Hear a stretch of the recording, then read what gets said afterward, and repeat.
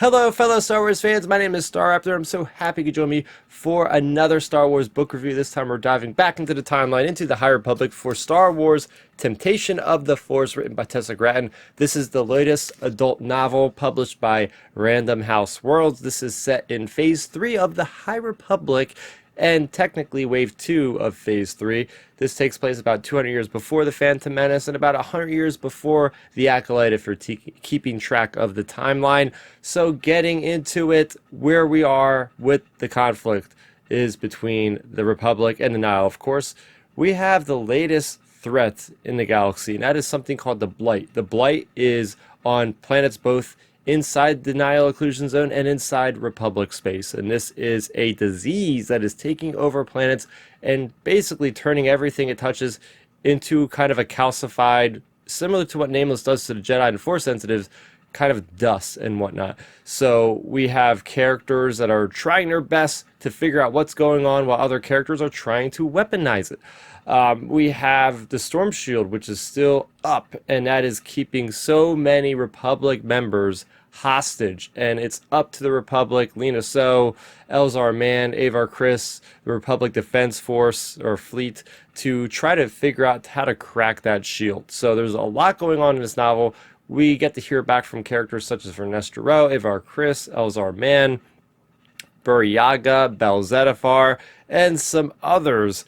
And when it all comes down to it, this is really a lot of love. There's a lot of love in this book, and that's my first big thing I really enjoyed about this book, is the idea of not only love in romantic sense of the words. I mean, obviously you've seen the cover, we got Elzar Mann and Avar Kriss, there's a lot going on there, but even between love of a child and a mother, such as, you know, Avon Staros and Gira Staros, love between brothers such as Buryaga and Bel Zettifar. There are so many different explorations of that bond that holds so many people together. It gives them strength and whatnot. So I really like how Tessa was able to channel and really dive in deep to some of those themes surrounding everything in the galaxy around love. The Naboo conflict in this book is great, and that is where a large amount of this book takes place. Naboo is part of the Nihil occlusion zone. So as you can imagine, the Nihil have that, and let's just say there is a very large scale battle that takes place there, and I really enjoyed it. I think Tessa Gratton does a great job of tackling different characters' perspectives in an overall conflict. And there's a lot of that in the High Republic. We've seen a lot of that from Charles Soule with Light of the Jedi and the Great Hyperspace Disaster and all that sort of thing, where you have different perspectives. We get that similar sort of thing here in this book, in this specific conflict on Naboo. And it's really just cool seeing Naboo, you know, 200 years before we see it in all of its glory, when the Trade Federation blockades the planet. So seeing the history of Star Wars through the different planets is a lot of fun. Also, there is a big mic drop moment in this book, and I think that really just is one of the biggest moments I've read in a Star Wars book in a long time. Just the way this book ends immediately made me go, I need the next book right now. And I don't get that all the time from Star Wars books, especially in High Republic. There's sometimes things are tied up quite nicely, and you're like, okay, when the next book comes, it'll get here, and I'll read it, and I'll enjoy it. But as far as this story, oh my gosh, I don't know if this storyline is going to continue in the next release, which is a middle grade novel, a young adult novel, the audio drama that is coming out at some point this year, or we have to wait all the way till next year for this huge cliffhanger. It's crazy. And this book, Tessa Gratton was granted a mission to make this sort of like the Empire Strikes Back, if you will, of the High Republic. And I could totally see those themes between the romance, between the big cliffhangers, the darkness in this book. There's a lot going on here that you could actually contribute it to, oh, maybe it was influenced by a lot of Empire Strikes Back. So those are my positives. Getting into my negatives, I feel like this book really took a long time to get going, and that's to its detriment, unfortunately. I found myself just constantly trying to get through to the next chapter because I was very much needing a little bit more action. The pacing gets very, very slow, and at certain points there's a lot of techno jargon. What I mean by that is they're talking about the storm shield, they're talking about path engines, they're talking about storm seeds, and all of this stuff is sort of flying over my head for the most part. So I feel like there could have been a little bit smoothing out of what exactly is happening here, and it's not easy to talk about something as complex as that, but I feel like that definitely slowed things down. And I was just wondering a few times while reading this book, where is this book going? What is the ultimate mission of this book?